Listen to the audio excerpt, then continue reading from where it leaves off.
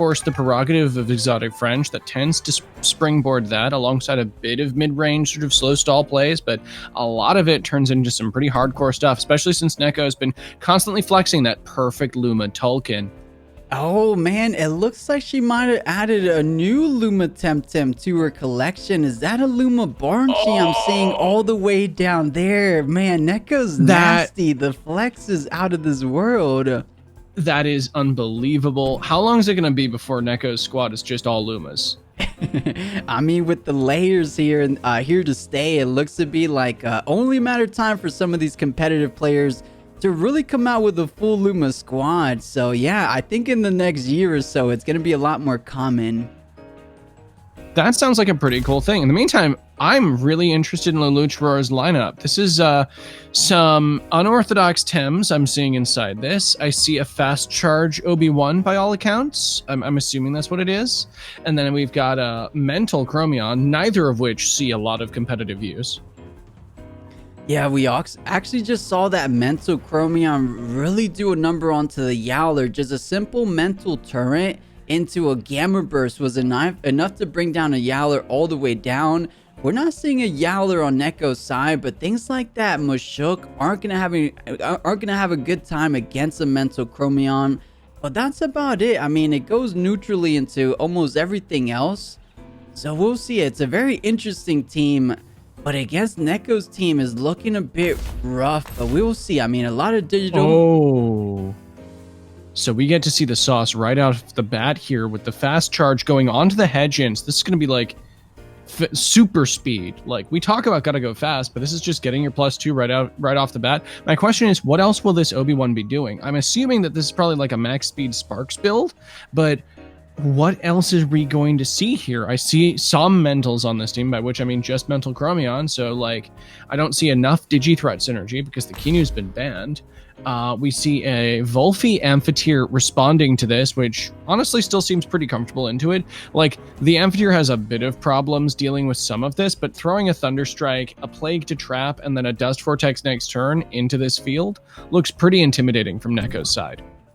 Yeah, definitely solid openers on both sides. I mean, if you trap in that hedge in, that Hellfire should be always going first. Of course, 𝗬𝗃 stays safe with Team Elusive, but you can't say the same about the 𝗬𝗃.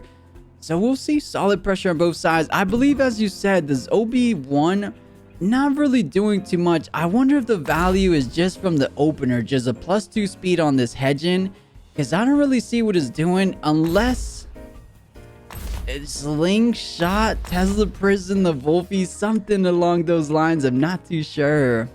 See, my suspicion is that it's like second Obi-10, where it's like giving good fast spark support to a special attacking team, which is what we're seeing here. We also see the Mimit picked up from 𝗧𝗃 blocking, meaning there is the potential of just completely blocking the Hellfire with a copy of Mimit, and then on top of that, like, so like you get the Hellfire in there for a pretty good resist alongside everything else. Actually, no, but the way it would be set up, it would be like you could get a double 𝗬𝗃 on that. That would completely block that. Yeah, you know what? I don't think I've ever seen that interaction. Two 𝗬𝗃 Team Elusives on the board versus a Hellfire. Nothing takes damage. I've never seen that before. It's definitely possible with this. Now, if I recall correctly, 𝗬𝗃 runs, 𝗧𝗃 runs like a Sweatband 𝗬𝗃 and then a Handcuffs 𝗬𝗃. So the 𝗬𝗃 is going to be what's applying the pressure this turn, but it's more likely to click that Thunderstrike than anything else. The thing is, I honestly think that our hedge-in right here is in the wrong board and kind of wants to bounce immediately. I kind of appreciate the OB2 there, if you will, popping into this spot instead, or alternately just 𝗬𝗃. 𝗬𝗃 actually feels pretty comfortable here. Yeah, you take reasonable damage from the other 𝗬𝗃, but you're expecting nature hits this turn and electric, and 𝗬𝗃 eats both of those. Yeah, wouldn't be too bad. That'd be a good play if Lulu wants to read 𝗧𝗃 just going for, as you said, or either Thunderstrike, but if 𝗧𝗃 wants to read the hedge and coming out, maybe just Plague to trap in whatever comes in, and then 𝗬𝗃 could just get a nice and early Lifeful Sap to get the party started. But okay, as you said, it does bring out 𝗬𝗃 replacing the hedge in. Let's see if it's going to be receiving a Sparks here. So we see the plague come down as you predicted, trapping the 𝗬𝗶 in as well, which is pretty spooky. And ouch, the big problem that I had with bringing such a small creature into here, it does have the double edge. All right, that's not something that I predicted out of this. It is something that is available to Obi-Wan, but yeah, okay, so we're getting a +1/+1 on our 𝗬𝗶 coming in here at the cost of a lot of health, but also hitting a sweatband off of a snare is a pretty good trade. Yeah, it's pretty much up there with one of the best items you could pretty much snare. Sweatband goes such a long way, considering that stamina heavy meta we're currently in with the stamina changes hitting Cipanku recently. So we'll see. I mean, that was a good play all around. As you said, a lot of HP for that play there. Obi small, looking to go down with a single additional plague heading in that direction. And you don't really have a good swap out. Maybe the 𝗬𝗶𝗶𝗴. But if Neko wants to try to read something like that and Thunderstrike in that direction, that will be a feels bad moment. But what can this 𝗬𝗶 do? My big problem is that a Dust Vortex into the Obi spot just feels like that kills anything that comes in. Like, obviously the mental Chromion can take some of that, but instead we just see the sparks go down onto the 𝗬𝗶 as well. It looks like this 𝗬𝗶 is getting the hard buff treatment. The Dust Vortex does go down on Obi small, which takes it like a champ, but I mean, that there was no way it was going to live that field. Yeah, no way indeed. And hey, at least it went down with the final gift for that 𝗬𝗶. Does manage to outspeed the DV and get that +1 special attack, so 50% additional damage on the 𝗬𝗶. Doesn't feel all that bad, especially adding up that lifeful sap there to make things better for it. So we'll see. Now the brethren of the fallen warrior is the Obi-2 here. Let's see how much this can get done. What about second Obi? 𝗬𝗪 says as they bring that one in. And yeah, I'm okay with this, honestly. This gives a bit more support to 𝗬𝗪 if it wants to press here. It hasn't used any of its big moves yet. It's dropped the lifeful sap, which means that it's probably not running a sandstorm. But this does mean that the Dust Vortex is still open into the Amphitheater slot. Now, Neko has swap-ins for this. I think that 𝗵𝗃 or 𝗵𝗵 are still pretty comfortable into that. 𝗵𝗵 actually feels really good into that once again. Like, you get the double 𝗬𝗪 into there, you just start plaguing it to death, and it still feels really hard for it to respond effectively, and you still have a way to deal with the Obi-2 regardless. Yeah, we'll see. So it looks like maybe, 𝗵𝗃 gonna be copying the opposing 𝗬𝗪 here. So interesting strat. So keeping the 𝗬𝗪 where the 𝗬𝗪 was, but this time is the 𝗵𝗵 one. So plaguing the 𝗬𝗪, removing the lifeful sap, which is so huge. That was 60% heals basically taken away, but the plague does connect onto the 𝗵𝗵. But wait a second, Quarter. Maybe this is a doppelganger's Bruche 𝗵𝗵 just to do that 50% extra on the opposing 𝗬𝗪? I would assume so. I kind of expected that to be the same on either side there, but stealing 𝗬𝗪's 𝗵𝗵 means that Neko Blocky also has access to the lifeful sap, meaning that if, like, Neko pops off on this board state and takes down both this 𝗬𝗪 to the degree where she's satisfied and then the Obi-2, then she can just lifeful sap afterwards and bring the 𝗵𝗵 into the back and use it again later. That's pretty fantastic. Yeah, definitely. I could definitely see that line of play. So we'll see. I mean, now this raft of 𝗬𝗪 at +2 special attack, 100% increase, so double damage. Running a little bit out of stamina. Looks to be just one more final move. Will put it under. Might have to overexert a tad little bit to get it done. But at +2 special, maybe enough to take the 𝗵𝗵 down with one go. And definitely looking to do big damage on the Amphitheater if it wants to stay in. I agree. I think the Amphitheater is in a rough spot, but with the low stamina that the Amphitheater was at, it's pretty reasonable to see that swap out for the 𝗵𝗃. Now, it is my belief that this 𝗵𝗃 is a more frail variety from what I've seen of Neko Blocky recently. So I'm really interested in seeing if that is, like, you know, your frail, more tireless variety that we've seen sort of rise in popularity as of late. The overexertion on the bush, though, is massive, meaning that basically this 𝗬𝗪 has to bounce this turn. I don't think you can afford to stay with a 23% 𝗵𝗵 when you've, 𝗬𝗪 when you've super buffed it like this. At such a low percentage in front of a doppel 𝗵𝗵 potentially and a 𝗵𝗃. Yeah, it was indeed a doppel, as it was just revealed with that plague earlier. But yeah, luckily for Lulu, can finally retreat. Can retreat. Nothing like a cage will keep it in because of the team elusive. So Lulu is free to retreat that Volphi. If he had it his way, it would have been with a Lifeful Sap just to heal up. But it looks like it's a little bit too late. If he wants to go, he can't even Lifeful Sap because he overexerted. So maybe trying to find the wiggle room to bring in that mental chromium to really pressure out the Mimic. I mean, so does hedging with those digital attacks as well. So maybe something like a double swap, unless OB2 feels confident to pressure out both of these Tems. I kind of like the OB2 doing like one of its defensive moves here into a bush into this feels fine. I kind of like the hedging coming in here for the same reason, but mental chromium coming in first means that we can get the gamma burst online and then get potentially the Sinner Typer from hedging alongside that, which feels pretty terrifying.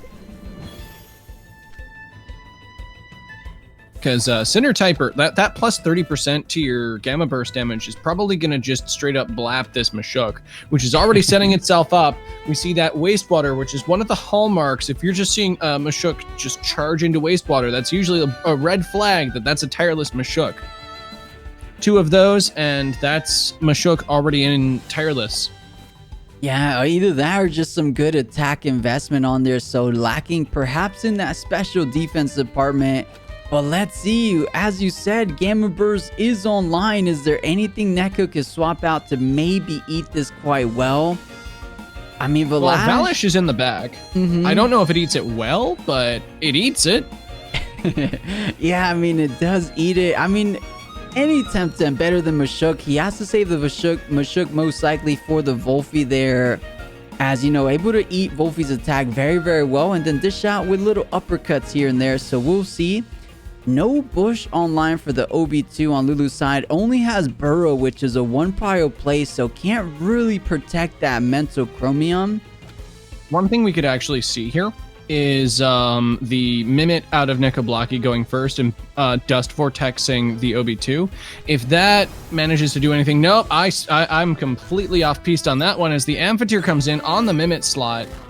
Do we see a swap from the 𝗵𝗂𝗃 as well? No, it stays in, and this is a Sparks boosted Gamma Burst, it's looking like. Oh, and you nailed it on the head. It was a tireless, so getting that +1 attack after overexerting. But wait a second, this Gamma Burst about to blow 𝗵𝗂𝗃's head off. It's not often you get to see a HP bar drop that fast. Definitely looks like 𝗧𝗂𝗃𝗁 was just going to go down swinging there and put as much damage on a significantly intimidating Tem as possible before the 𝗵𝗂𝗃 went down. Didn't want anything else to take that blow. Plus, the Amphitheater swapping in there means that now this Chromion is not looking like it's in a happy space. Taking 4 times from even the Tesla prison on an Amphitheater looks really frightening for it. Yeah, definitely. So, I mean, doesn't even have Bush to keep it protected. So, 𝗧𝗂𝗃 looking in a solid spot. Has a 3 prio of a lash to really put a hamper. And, you know, the Psycho Boom did all that damage on top of having an aloe vera for that 𝗵𝗂𝗃. So, no wonder. It almost looked like a 4x damage onto the 𝗵𝗂𝗃 alone. But we'll oh my see. god, aloe vera on top of that. That is a massive 𝗵𝗂𝗃 tech. And didn't even need the Valash attack. So Valash saving it for the OB2. But man, 𝗧𝗂𝗃 is going for the victory here. A Madness buff just to make sure every one of her attacks are going to be doing big damage. The exception being is probably on the hedging. But maybe almost enough to take down that Volphi in the back line. It's a little close because of that +1 special defense. But Madness buff is so strong. I couldn't agree more. I think the Madness buff is very frightening for Lelouch. We still have, of course, the very buffed Volphi in the back, but the problem is that's still going to be staring at +2 crystal spikes in the face. And unless it's a really chunky Volphi, it's not going to be able to take that alongside a double up from the partner. And outside of that, like, what else does Lelouch have that really answers Valish? Like, yes, hedging is another answer to that, but it's another answer on the special side. Valish is probably still going to take damage from that, but it's like 20% from a fire tornado rather than what you want to be taking. Okay, more than 20%, but it's not going to KO it from 55% range is what I'm getting at. Exactly right. And with this 𝗵𝗶𝗴 making matters worse, just a big old Thunder Strike effective damage onto the Hedgeon doesn't feel nice as well. So Lulu find himself on a bit of the back ropes. OB2 probably goes all the way down to a single crystal spikes, allowing Scavenger to proc, making that 55 back up to 75. So yeah, the 𝗧𝗵𝗆 looking to connect even less. I mean, if it is 𝗧𝗵𝗆, that should be doing big damage, but no, it's the microwaves connecting on the 𝗵𝗶𝗴.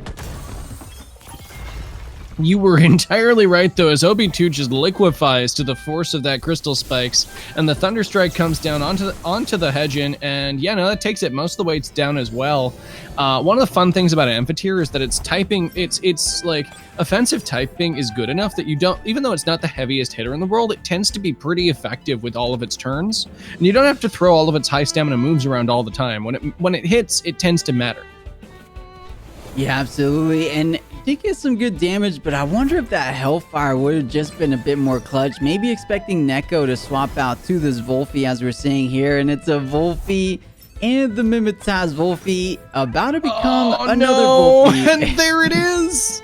Oh, you were so right. I never seen that interaction before. That is so clutch. Yeah, having that in the back is why we see Lelouch just not press that 𝗧𝗵𝗆 button enough times. And yeah, we can see that getting punished here when they finally wind up trying to click it. And then on top of that, even though the Fire NATO will still slap, the problem is 𝗬𝗵𝗆 has a pretty high base special defense, as we're both aware, meaning that it does take the double and even take care of one of these 𝗬𝗵𝗆s, meaning that we still have this other one there that's perfectly willing to Dust Vortex this Hedgeon into the Shadow Realm. The going away gift, something that's interesting to see there, explains the interesting choices on Lelouch's team, but is that going to be enough to like get this 𝗬𝗵𝗆 to ball out of control when it's still a very stamina hungry Tem, as we're both aware, with double screen rather than a sweatband? Yeah, we'll see. And has to go for something like DV instead of a Plague to take down this 𝗏𝗏 or this 𝗵𝗶𝗆. So you know, 𝗧𝗂𝗽's going to get off her plagues first, and as you mentioned, that stamina is going to be becoming an issue for Lulu, so he could almost do it if he had infinite stamina. But of course, it's a different type of game. Crystal Spike 43 down to 25, so a little bit 18%. The Plague almost bringing it down. Yeah, this is the problem with... I've seen a lot of people try to raid boss threats up to like the maximum degree as their end game win condition, but the problem with that is, if you're doing that, you want a Tem that has enough stamina to outpace the action economy against you. If you're facing 2 attacks, you have to be twice as good as the Tems that are coming at you.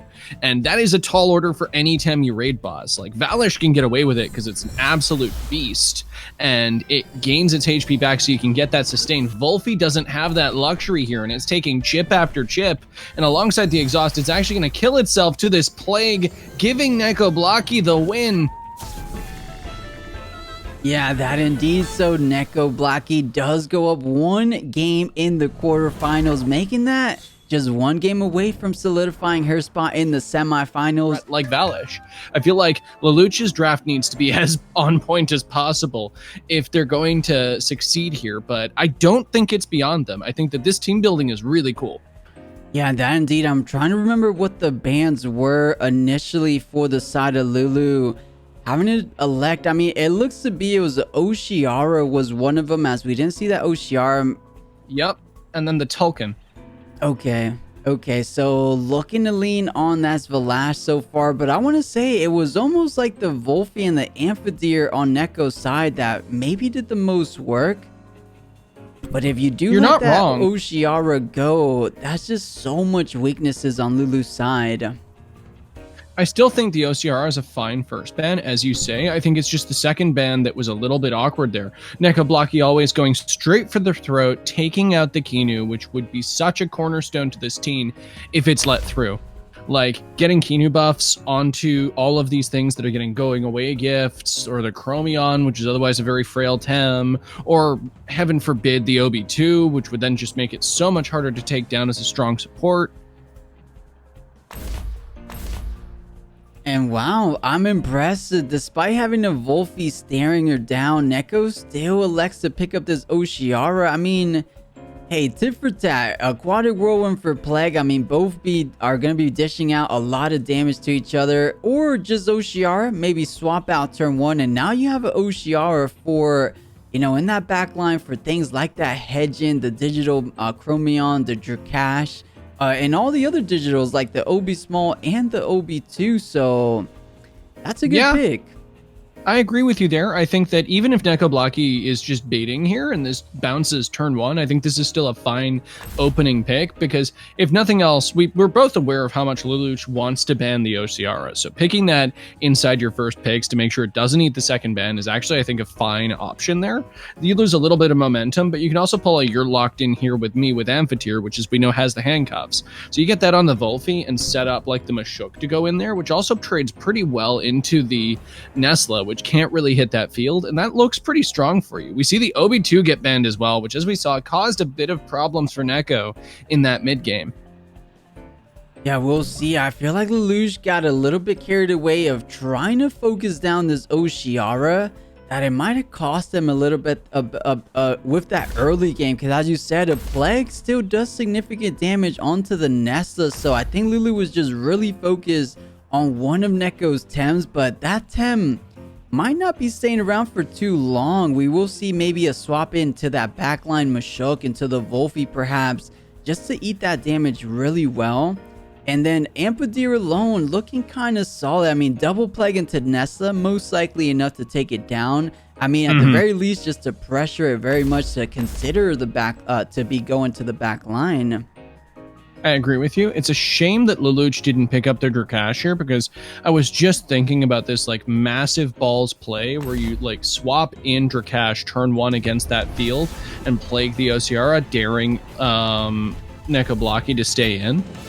But with the 𝗬𝗏1 being picked instead, that's obviously not an eventuality. This is still a board full of knives though.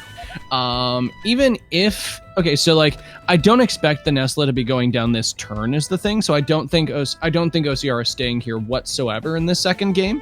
Like there's no reason for it to exist here. You've got plenty of time to take down the 𝗏𝗏𝗆 later. While it will be acquiring buffs, it won't be acquiring buffs excessively quickly, and you've got a token to lower aggression here.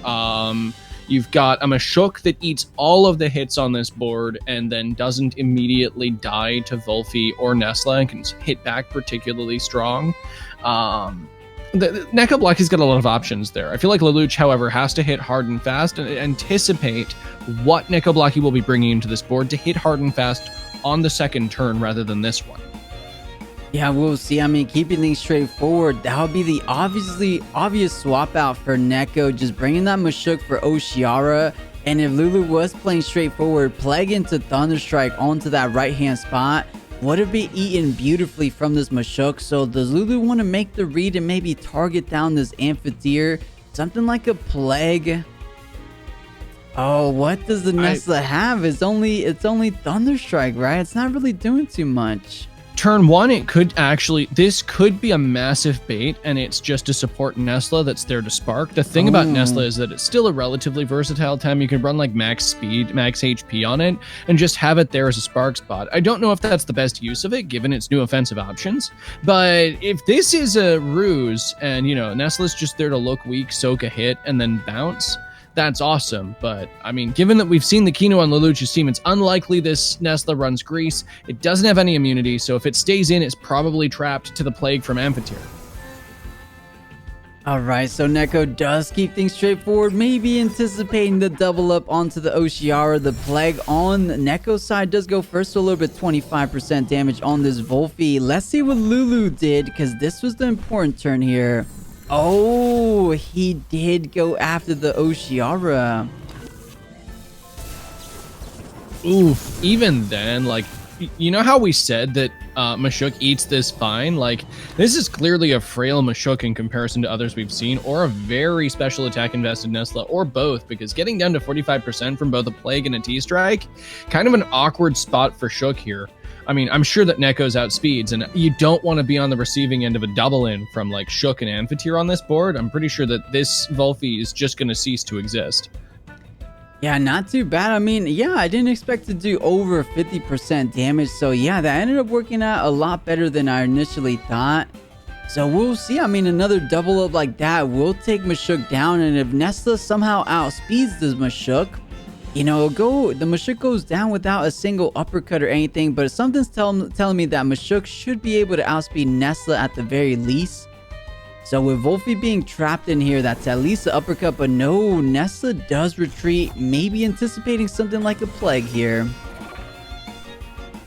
Yeah, it looks like that's exactly what Lelouch was anticipating, as the Hedgen swaps in to eat the plague, gets trapped in as a result of this, meaning that now both sides of Lelouch's board are trapped. We see the uppercut go down onto the Volge, meaning that the Volge does get to live a turn, throw a Dust Vortex into the Amphitheater for some reasonable returns there. The problem is, of course, with Amphitheater, you can't just give it a bit of burst damage early and then expect that to stick. Every turn that you ignore the Amphitheater is just going to get that sweet 15% from Relaxed.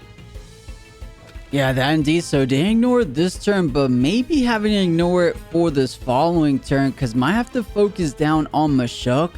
But I think this Volge being trapped in here, and wait a minute, of course the Hedgen's trapped in here too. We saw the Thunderstrike from the first game. It brought down Hedgen to like 20 or so percent. So maybe a Thunderstrike from 𝗧𝗂𝗃 here might be enough to bring down the Hedgen alone from this percentage. So 𝗧𝗂𝗃 maybe just has to choose either Plague the Volge or Thunderstrike the Hedgen.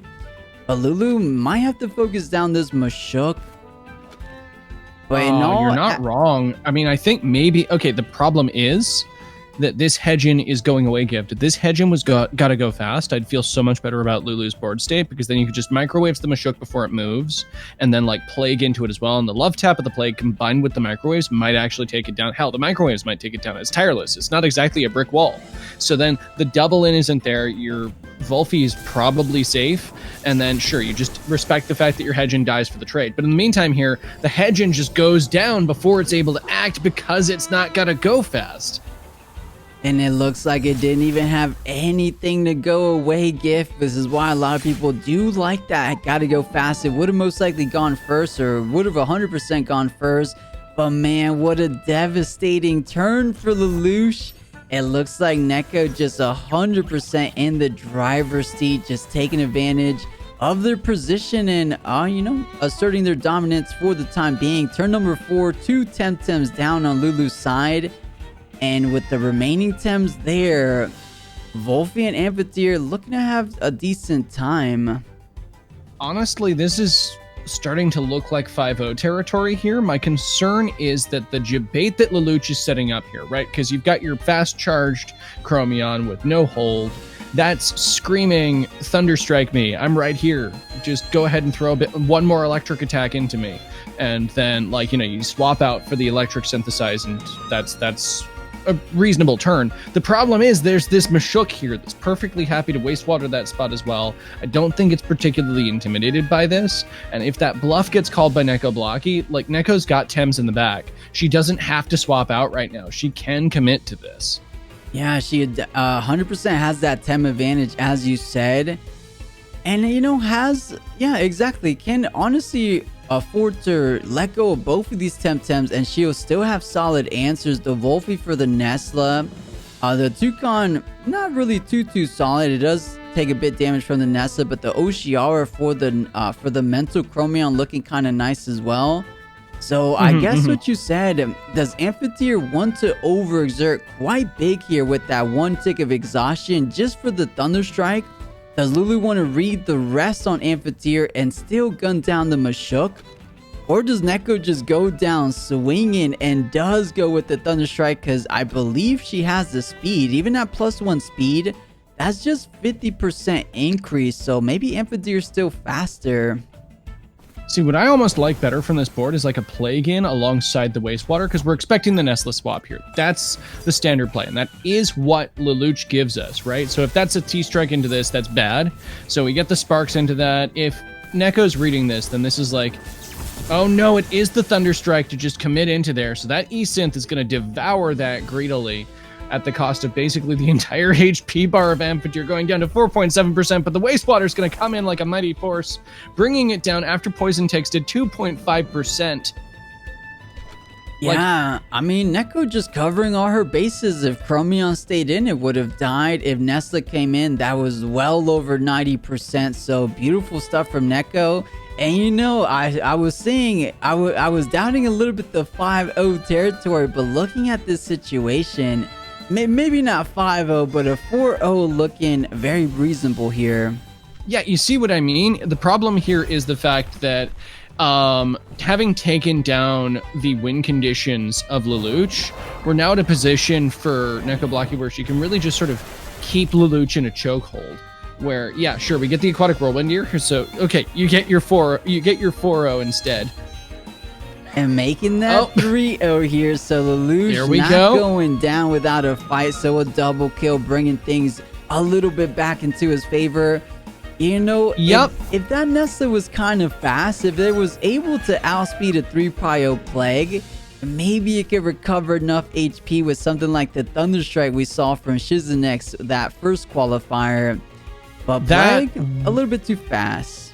Yeah, that's the problem. The 3-prio from Plague, you have to respect as a 𝗧𝗏. If you're up against if you're up against a nature that can use it, then that debilitates you so much. Like, I've tried to run 𝗧𝗏 for a very long time in a number of different competitive times in Temtem, and one of the things that's been such a hindrance for it is its weakness to both nature and toxic, and then also crystal. Its typing is very embarrassing for it, and having a 3-prio nature move that can just blap it out of existence like we're seeing right there is exactly why it's kind of hard to fit onto a team, even when it can be such an asset. So down to 2 Tems on Lelouch's side. How much can this Chromion take off? It does get the center typer bonus, but it is staring an OCR in the face. Yeah, and I can't recall. I didn't see because it just popped the bamboozle. Was that a aquatic whirlwind?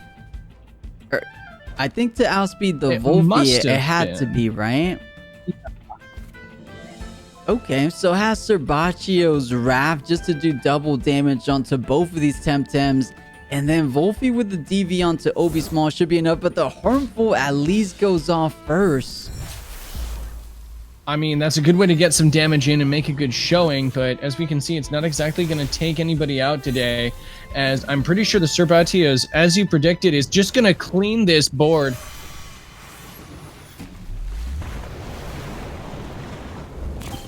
Oh!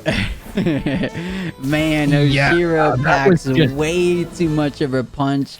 And you know, maybe the 𝗬𝗵𝗵s didn't have any offense techniques because we only saw the sparks there. So GG, 𝗧𝗃𝗃𝗃 solidifying herself into the league, moving into the semifinals. Shall remain nameless. I'm going to keep their jank a secret in terms of who they are, but they have been experimenting with Obi-Wan, and that's like a support build that also runs DigiThreat. That's like the only niche they've found for it. Oh. Well, hey, we'll see if 𝗧𝗃𝗃 takes it all the way. She's saying she's won 2 since the Cipanku dropped, so not too shabby. Could make it a 3rd here today. Yeah. But hey, Quarter, I ended up tuning in to the second half of this upper bracket. It looks like Lil Uzi and Malzahn, they're on their game number 3 situation, so last game of the quarterfinals. And these guys have very similar teams here.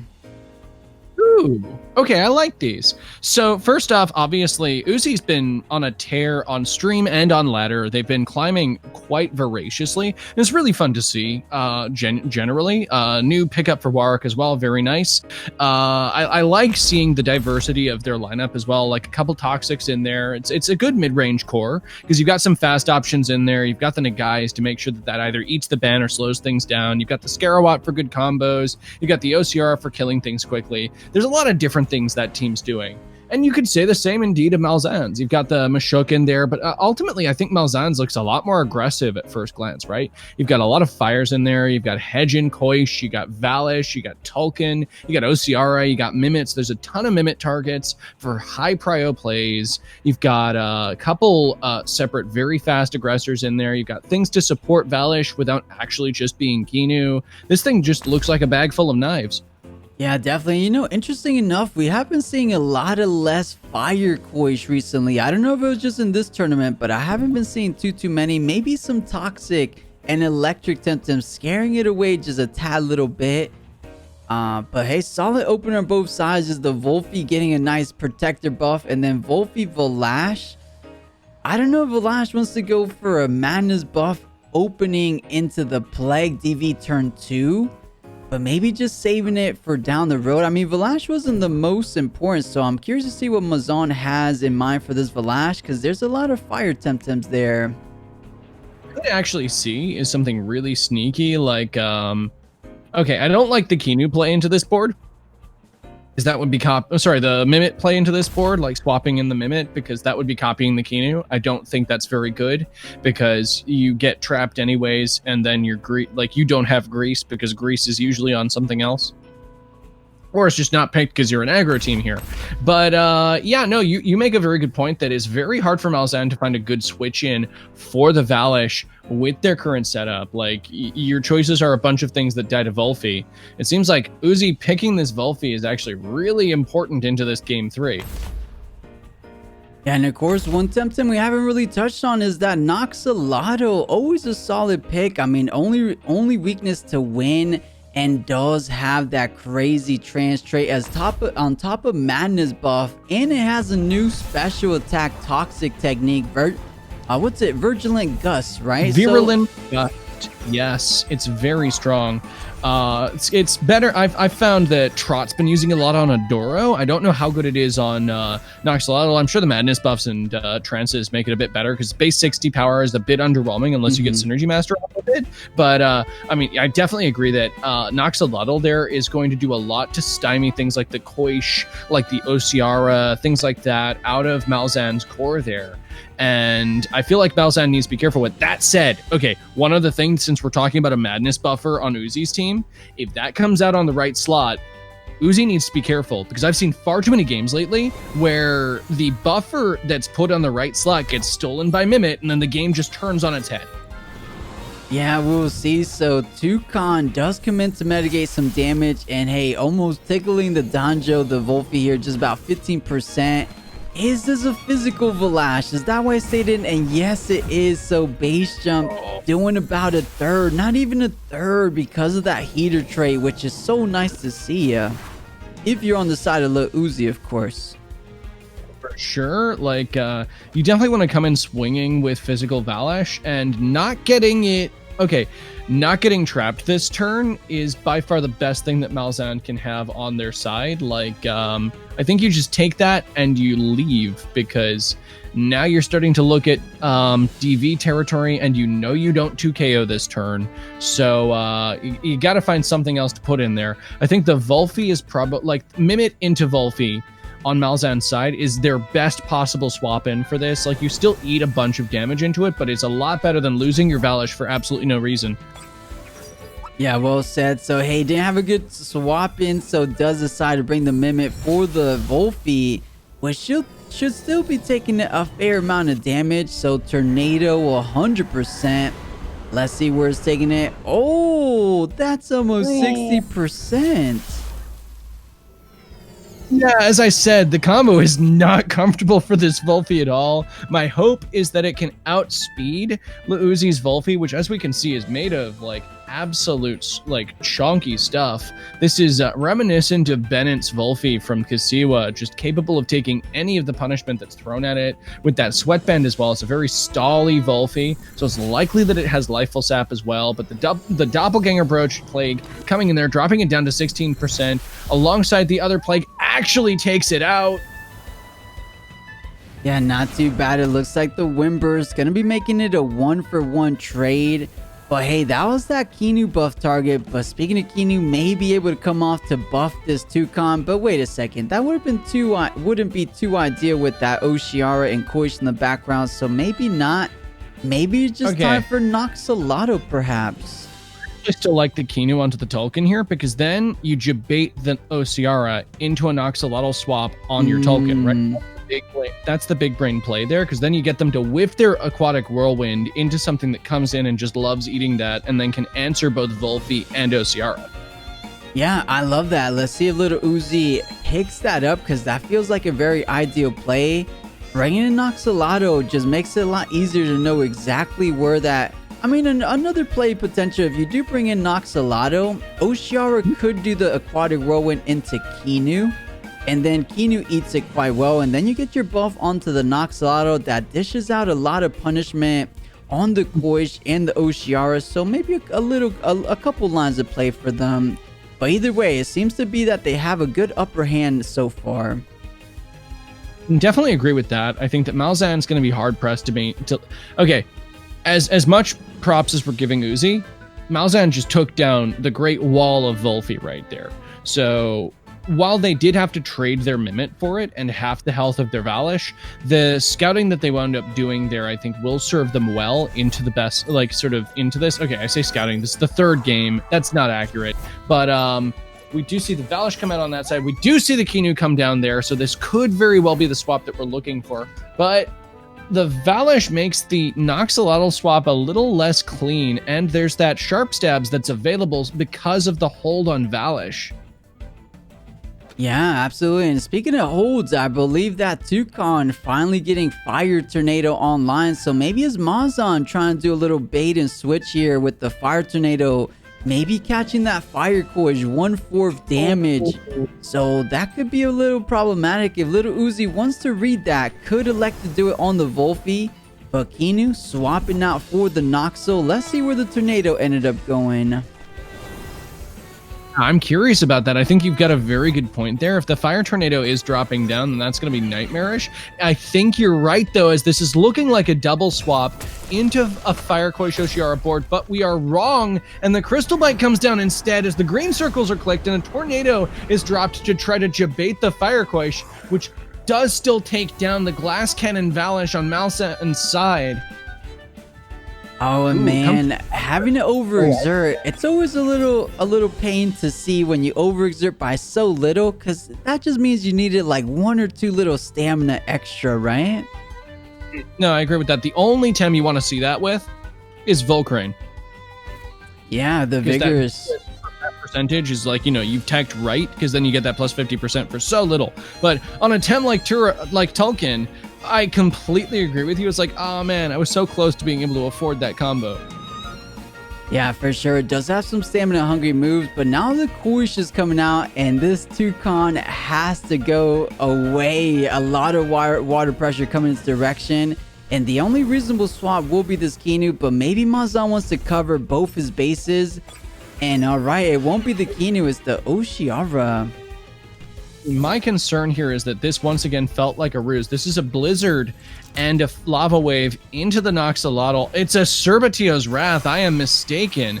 So this is probably like a blizzard after the fact. My concern is that this kind of leaves your 𝗬𝗵𝗺 open, but it still absolutely smacks the 𝗧𝗧𝗺, which gets its trans proc, meaning it's going to be harder to take down. But that is still, even after regen, well within the range of a lava wave, which, while it won't outspeed the 𝗬𝗧𝗺, I don't know if the 𝗬𝗧𝗺 is guaranteed a one-shot on this 𝗂𝗃. Yeah, I think from 100% is a lot to ask for, even from an 𝗬𝗃𝗺 that's pretty much the heaviest special attacking water Temtem currently. And you know, that Madness buff just brings it up in special defense, so as you said, the lava wave still able to smack. But hey, I like what Malzahn just did previous play. Beautiful stuff, because there was a heavy hitting toxic ink most likely heading to the 𝗂𝗃, so you don't kill the Alice. However, you do put it to rest in terms of sleeping, so not a bad play indeed. Let's see if they can keep that momentum going for them. I absolutely agree there. I think that's very important for them to have done. The snare hitting the 𝗬𝗧𝗺 on Malzahn's side is actually really problematic for Malzahn, though. 𝗬𝗧𝗺, really good swap in there for the 𝗬𝗧𝗺, managing to snipe a good item out of that. Whatever was on the 𝗬𝗧𝗺, it's usually a sweatband, sometimes double screen. Sometimes a couple other items there. It's a little flexible, but always good sniping an 𝗬𝗧𝗺's item. But now from that, if we see a Qiinu come back in that slot, just to make it that much harder for Malzahn to commit to taking down this dang 𝗧𝗺, that would feel really good. Yeah, we'll see. So 𝗬𝗃𝗺 expecting, oh, I'm not too sure. Maybe just expecting, okay, just saving 𝗬𝗧𝗺 down the road, swapping in 𝗬𝗃, so buffing up the 𝗬𝗧𝗺 on Lil Uzi's side. And this should be some big damage on the 𝗂𝗃, so 100% we'll take a look. Oh, yeah, no, down to under 20% with a single aquatic whirlwind. But the Qiinu gets nuked. coming in, taking that 𝗬𝗀𝗇𝗀 for 𝗧𝗏𝗧𝗧. Yeah, that's an unfortunate trade there, in my opinion. Like, yes, I think that 𝗬𝗀's still in a good position, but I think losing both, like, okay, losing your Kinu like that on a swap is never something you want to see as somebody who's trying to lean in on that on a lot of their Tems. Like, Malzahn still has a ton of aggression they can output. They've got a full HP 𝗬𝗏 still that still is really frightening into things like the Tolkien, into the 𝗬𝗏𝗧𝗏, even the 𝗧𝗏𝗧𝗏. The 𝗧𝗏𝗏 can take it, but it's the stamina drain from the 𝗬𝗏 that's the frightening thing there, right? Yeah, so I mean, it can fight back with a little toxic ink here and there, but 𝗬𝗏 has things like Bush to try to take those away for a tad bit. But yeah, it's getting close here. Last 3 Temtems remaining for both of these Tamers. And hey, as you mentioned, good play killing the Kinu. The 𝗬𝗀𝗇𝗀 was intended for that Alice, the 𝗧𝗏𝗧𝗏𝗏, but does end up getting some value killing the Kinu, so no more protector buffs. But maybe did enough. Got a little protector buff on the Toucan, got another one on the 𝗬𝗏𝗧𝗏𝗏. So in terms of being buffed up, Lil Uzi has that going his way. So maybe that is enough. I mean, Kinu might have just done enough to guarantee Lil Uzi the victory, but it's not just an easy victory. He's gonna definitely have to earn it. I'll agree with you there. I think that Lil Uzi's buffs have definitely served him well here, and it's not impossible by any stretch of the imagination. Tolkien is a fantastic thing to get buffs on. Same with, like, if you've got a horse that can actually withstand a plague from that percentage, yeah, that feels fantastic. So we do see the fire tornado. Is this just like a fire tornado and an aquatic into this turn? No, we saw the aquatic last turn, so this means that you actually can't hit that unless you go for the blizzard, which happens, which doesn't quite take out the 𝗬𝗏 due to the absence of stab and the that's about it there. But yeah. Yeah, it does leave it in that position where one aquatic whirlwind should bring it down, and there's no real swap in. So 𝗂𝗀𝗄𝗃 goes down, 𝗬𝗏 goes down. The only thing I can see here, who has the speed arrow? So Mazon has the speed arrow. I believe they both have aquatic whirlwind online. So if Mazon wants to aquatic whirlwind Little Uzi's 𝗬𝗏𝗧𝗏𝗏, maybe that'll be a way to save this 𝗬𝗏. But I think you're entirely right there. That would also depend on the speed tiering of both of these 𝗬𝗏𝗧𝗏s, though. If these, I actually have it. I've been a horrible caster. I haven't been paying attention to the speed arrow inside this match. So if that has been bouncing back and forth inside this, then yes, that's definitely a thing. Problem is, I think there's still a lot of different speed tierings for 𝗬𝗏𝗧𝗏, and do we know whether one of them is faster or if they are tied? Yeah, we haven't seen it just yet. I don't believe they've been doing... I don't think they've done a normal attack together on the same board. This is the first time we're seeing them at the same time, so we'll pay close attention. Anticipating aquatic whirlwind, but no, Little Uzi's Temtems go first, so it looks like the 𝗬𝗏 will be going down. But he has to overexert for that kill, maybe all the way down. Yeah, all the way down. If this was a blizzard, that would have been fantastic, but that's still available for the next turn. The problem is, I think the 𝗧𝗏𝗧𝗏 at this point does have reflux available, so man, Malzahn's back's against the wall. If they can take out this Nox, they win the game. I think that's abundantly clear. A lava wave and a blizzard, if that can go off without any hitch, that's fantastic. The problem is, I believe the Tolkien... Actually, does the Tolkien have Tornado back online? I don't think I've seen it enter the field since it last tornadoed, right? Yeah, it did go... It is online because it came on the board, it used Fire Tornado, and then it swapped out. So Tornado came on after that Fire Tornado, so it is online. Right. But 𝗬𝗏𝗧𝗏𝗏 should be able to outspeed it, and we're talking about a +2 special attack. It might cancel out a little bit with the +1 special defense, but 𝗬𝗏𝗧𝗏𝗏 might just have enough to take it all the way down. But I think the big headache is the 𝗧𝗏𝗧𝗏𝗏, as you mentioned, acid reflux at +2 special attack. I believe both of Mazahn's Temtems will be going down maybe in this very turn. You're not wrong. I think given the fact that Uzi played very comfortably inside this and gave their 𝗧𝗏𝗧𝗏𝗏 the time and space it needed to get its health back, makes it an absolute nightmare for the end game here. Like, Malzahn doesn't want this board state. They want to just target hard into the 𝗧𝗏𝗧𝗏𝗏𝗏, but then there's this Tolkien with the tornado, as you said, available there to kind of throw a spanner into their works. Like, this once again falls into speed. The aquatic whirlwind does go down, so this means that it's unlikely to be a double into the Noxolotl this turn. That is going to be an overexertion though, but it does just wipe out the Tolkien straight up. But going down to 60%, that might just die to the incoming attack of Acid Reflux, and as we can see, it doesn't wind up going down to the Lava Wave. Is this it? Does 𝗬𝗧𝗇 take it down from this attack? It does do enough as 𝗬𝗧𝗇 takes down the third game here from Malzahn with an Acid Reflux at the last turn.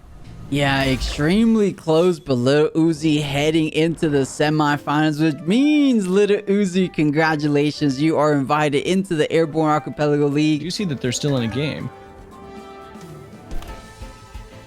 And yeah, going into this, we see that this is turn 5. We see a huge number of buffs onto Kunder's Scaravolt. We don't see a Scaravolt on Prote's side, for one. We do see, however, a very similar board here. We see some Tolkiens, some Yowlers, all sorts of things.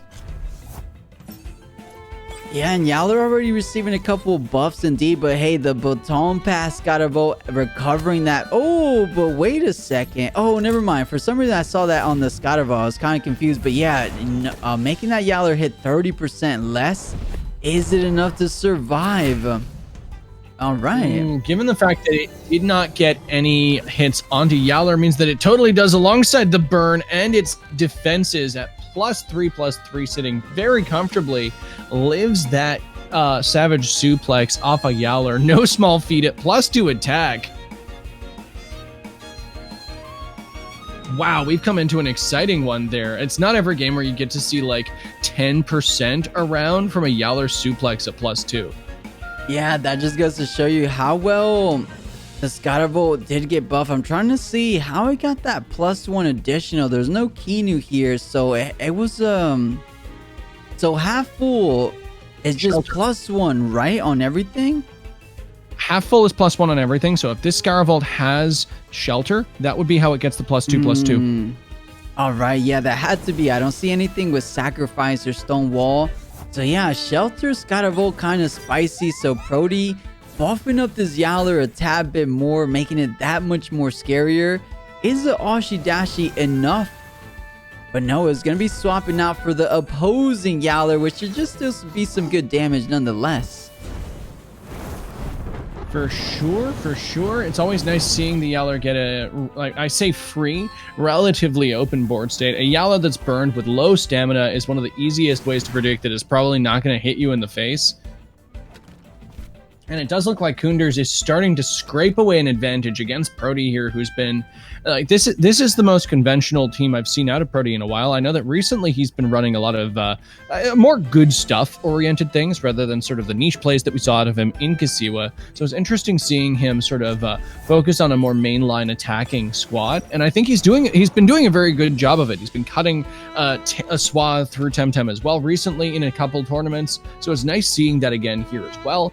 We definitely have a battle of the bears with the +2/+3/+3 Yowler on his side, as we've kind of raised beforehand. The Tolkien and the 𝗬𝗪 still pretty frightening things. Question is, like, can the Tolkien get a clear shot at that Mashuk in the back, or is that just going to be what Kunders is saving to deal with that 𝗬𝗪?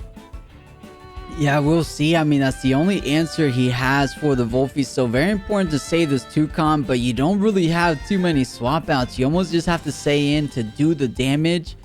But Prote, not out of this by any means. A +3/+3 defense, special defense, and a double damage Yowler with 50% stamina, looking kind of nice. However, Fiery Haste is online, so could just go for it again. And Coiners does go for it again, so that 30% damage, bringing it a bit more down to size. And oh, on both sides. All right. A spicy reverse Uno from Prote this turn. Yeah, no, Heist is looking like a fantastic move with synergy. That becomes 4 burn and seize, which is just nightmarish into some of these high aggression Tems that we see. I feel like it's an overlooked move because the only other Tem that gets it is Scaravolt, and well, its speed is really underwhelming for trying to use that effectively. But oh my goodness, when you get it off against something like Yowler, you really feel the results of it. Yeah, and we're seeing the results of that double damage. One 𝗀𝗚 doing significantly more damage than the other because of the buffs there. So nice job. 𝗬𝗏 on death's door, just a single attack. If he has clinch, it should be enough. But I don't think a lot of people are running clinch. So 𝗀𝗚 might elect to rest as he did the previous turn. But Coiners has plenty of stamina to work with, so could just throw out another attack. If he gets 𝗬𝗏 weaker, that makes 𝗵𝗃 that much stronger. You're very right. I think that wiping out the Tolkien is definitely something that Kunders is going to want to do, and I think he's perfectly fine making this trade at the moment, much as what we've seen in previous games, like with the 𝗧𝗵𝗶𝗶ℏ𝗧𝗵𝗺 game. When you're ahead like this, you can afford to sack a couple pieces on your board and just be kind of silly with what you've got and like take those risks because you've got things in the back that you know are gonna be there for your late game. Whereas if you're Prody right now, you kind of want to keep everything where it is. You don't really want to give up too much ground here. So like any damage on the Tolkien sucks. We do still see, however, a large amount of aggression into Kunder's side of the board. Obviously the OX into death from the Tolkien on there, followed by the KO on the Tolkien on the other side. Still pretty powerful stuff indeed. Yeah, not too bad. It looks like both of the Fiery Haze users have been taken out of this game number 3. I mean, it makes, as we said, the 𝗵𝗃 feel that much more comfortable, but now 𝗀𝗚's still nice and healthy at double damage. I believe Coiners felt good. Maybe this 𝗵𝗃 has tenderness, and maybe that's how it feels like he could deal with this 𝗀𝗚. But I guess he could just save it till the end, I guess, and just focus down the Volge here. But at the same time, Volge isn't really doing all that much except adding that additional stamina pressure from those plagues. So I can see going both ways in terms of who he wants to prioritize first. I mean, 𝗀𝗚 might have to take a lot more hits to do so, so maybe Volge's the easy route here. I feel like that 𝗀𝗚 is becoming a 𝗧𝗵𝗺 this turn just to get a cheeky baton pass on it because it's been taking a lot of heat this game. But as we've seen, that 𝗧𝗵𝗺 is one of the answers that Kunders has against that 𝗀𝗚. It took nothing from that suplex. That combined with the tenderness, 100% a good play.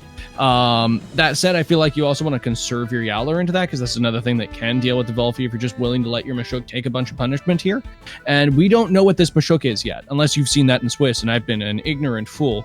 I don't know what the superior 𝗵𝗃 that like can't do too much into this team but won't die immediately, or it's a tireless 𝗵𝗃 that's just gonna absolutely body this Volge but go down very quickly to this 𝗀𝗚.